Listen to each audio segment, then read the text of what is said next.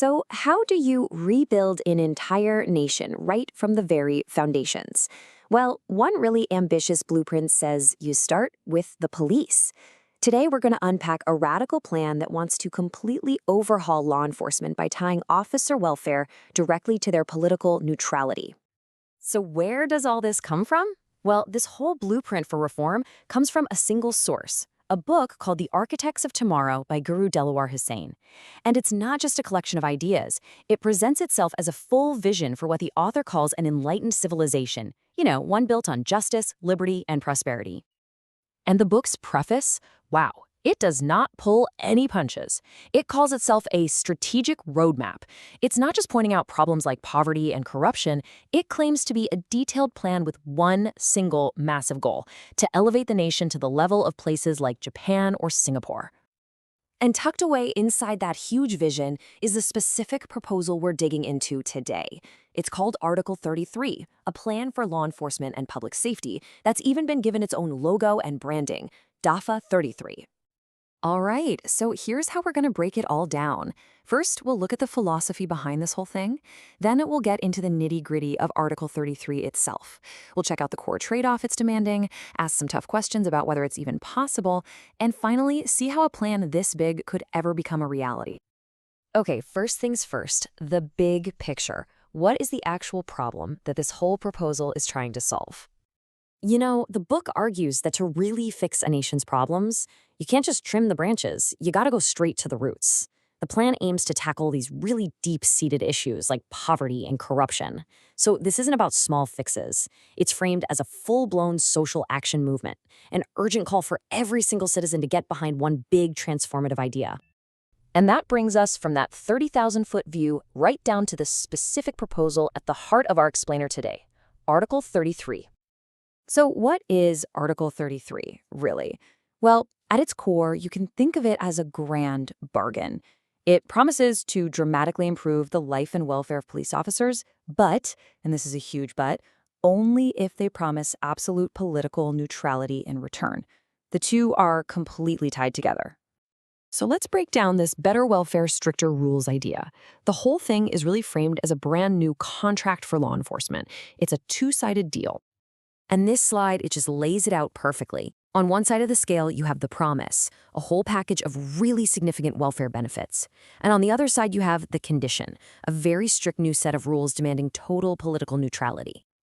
So if we look closer at that promise, we're talking about comprehensive insurance that covers life, disability, and critical illness.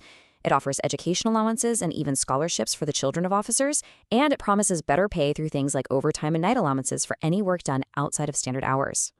The housing part is incredibly specific. The plan actually guarantees officers a minimum of a 1,000 square foot flat rental or an allowance for the same amount right near their workplace. So this isn't some vague promise, it's a very concrete, measurable benefit. Okay, now for the other side of that deal. And honestly, this is probably the most shocking part of the whole proposal. It sets a hard deadline, December 10th. If a political solution isn't found by then, the directive is crystal clear. Law enforcement agencies are forbidden from using bullets bought with taxpayer money. Of course, a plan this bold is going to raise some serious questions. The source material actually anticipates this, and it even provides its own analysis of some of the practical challenges. The first and, let's be honest, most obvious question is, can the country even afford this? The welfare promises are huge, and they come with a pretty massive price tag. And the analysis really gets into the weeds here. I mean, with insurance, what would the premiums actually cost? For housing, where is the budget for thousands of new apartments going to come from?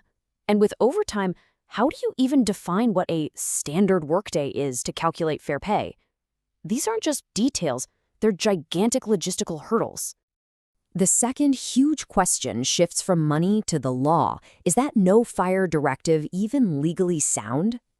So here's the legal mess the analysis points to. Existing laws, like the Penal Code, give officers the right to use force in certain situations, like for self-defense. This proposed blanket ban could create a direct conflict with those legal frameworks already on the books, putting officers in a truly impossible spot. So, with these massive financial and legal hurdles, you might be thinking that the plan is dead on arrival, right? Well, not according to the analysis, which actually proposes a path to get it done. The recommended way forward is to do it in phases. In the short term, the idea is to go for the easier wins, things like basic allowances and grants. The long-term plan would then tackle the huge job of housing development. And, crucially, to manage the immediate risk, the proposal says you have to develop new, legally solid guidelines on the use of force that still accomplish that goal of neutrality. And so, that's where we're left. The proposal puts a radical bargain on the table. A huge investment in officer welfare in exchange for an equally huge commitment to neutrality. It's a bold blueprint for sure, but that central question still hangs in the air. Can any plan, no matter how ambitious it is, truly balance the security of its officers with the public's absolute demand for their impartiality?